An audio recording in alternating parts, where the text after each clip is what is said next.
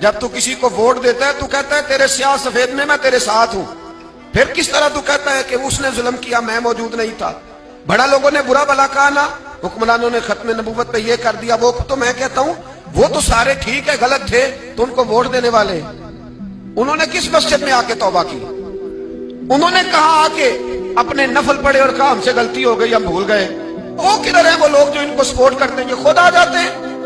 ہمیں نہیں پتا کہ جس کو ہم ووٹ دے رہے ہیں وہ ظالم ہے، ہمیں نہیں پتا جس کو ہم ووٹ دے رہے ہیں وہ جابر ہے، وہ فاسق ہے، وہ چور ہے، وہ ڈاکو ہے، وہ بے ایمان ہے، رسا گیر ہے، پھر بھی لائن میں لگ کے ووٹ دیتے ہو، پھر بھی برابر کے شریک ہوتے ہو، پتہ نہیں وہ کون ہے، ساری خبر ہے۔ کیا مانگا تھا یزید نے امام حسین سے؟ ووٹ دے دیتے چپ کر کے امام حسین۔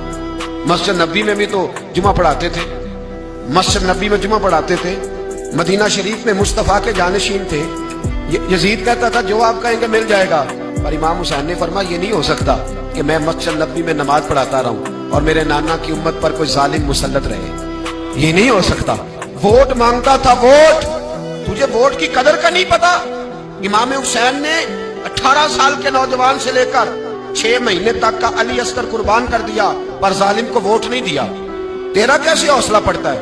پھر تو 10 محرم کی دیگ بھی پکاتا ہے، کس طرح تیرا حوصلہ پڑتا ہے؟ کس طرح کر کے تیرے اندر ہمت آتی؟ جلال بادشاہی ہو یا جمہوری تماشا ہو، جدا ہو دی سیاست سے تو رہ جاتی ہے چنگیزی۔ ظالموں کا مددگار بھی ظالم ہوتا ہے، ظالموں کا مددگار بھی جو بڑے ظالم کے نیچے چھوٹی فوٹو بھی لگوائے، ووٹر اور سپورٹر بنے، وہ نہیں ظالم، وہ نہیں سخت، اور جو اللہ خیر کرے دفتر ہی کھول کے بیٹھ رہے اپنی بیٹھک کے آگے، جلیبیاں بھی کھلائے میرے کہنے پہ ووٹ دینا، وہ نہیں ظالم؟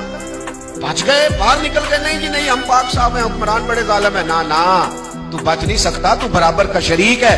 مجھے ایک صاحب کہنے لگے ووٹ ڈالنے چلیں، الحمدللہ میں کبھی نہیں گیا، جب بندہ سمجھ میں آئے گا مرضی کا آئے گا تو جائیں گے انشاءاللہ تعالی، نہیں گئے تو نہیں گئے۔